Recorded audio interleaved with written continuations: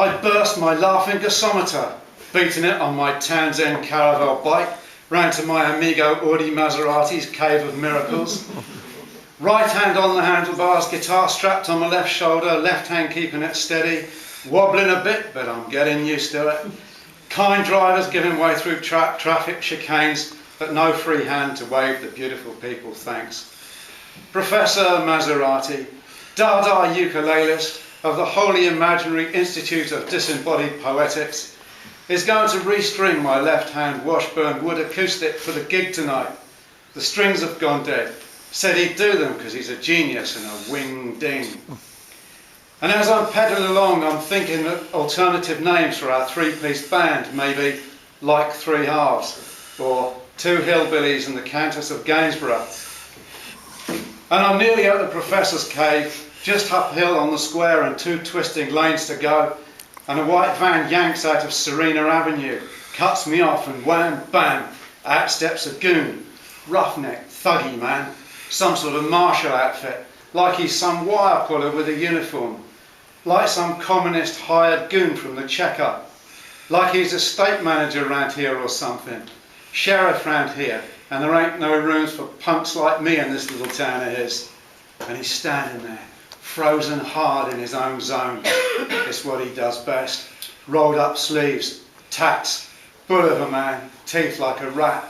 Looks me over, and woo now, Thicky's got his fist clenched up, and he starts niddering at me.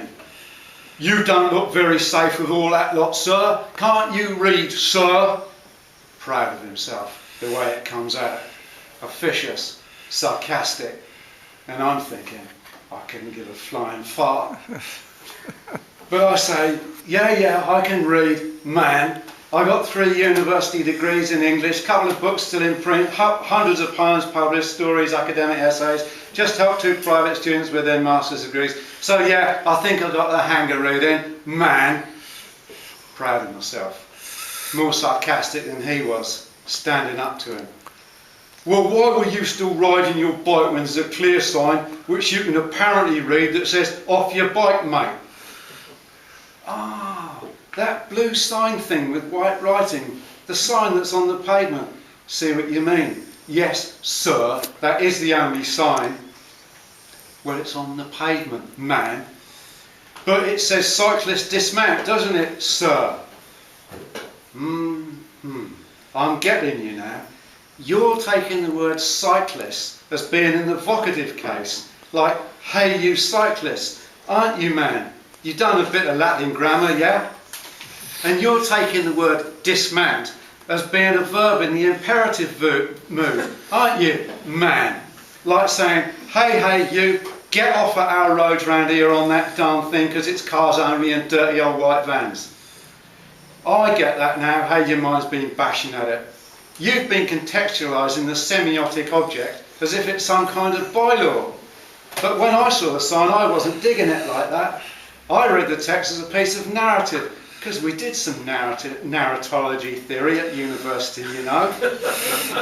Taught a bit myself. So I was thinking, well, here's a story then.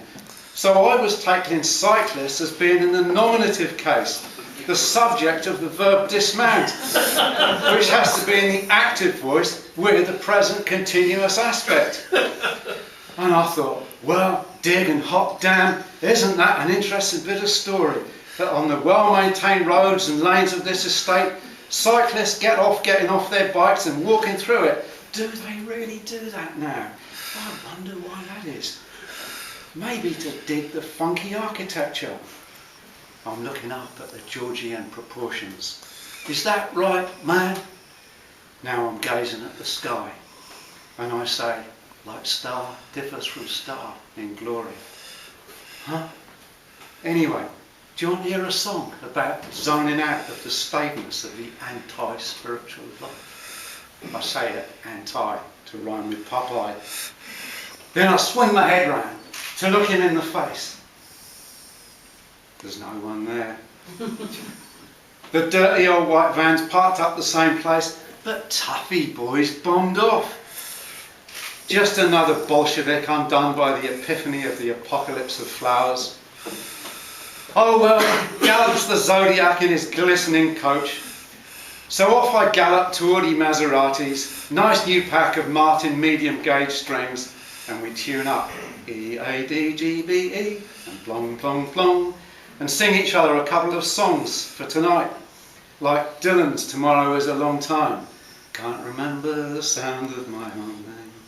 And he does one of his own, and it's sweet, rhythmic, pulsing. The two of us are on our own tonight because the Countess of Gainsborough's got a royal appointment. She can't do her archipelago singing with us this time. We have to get bodyguards night she's out with us.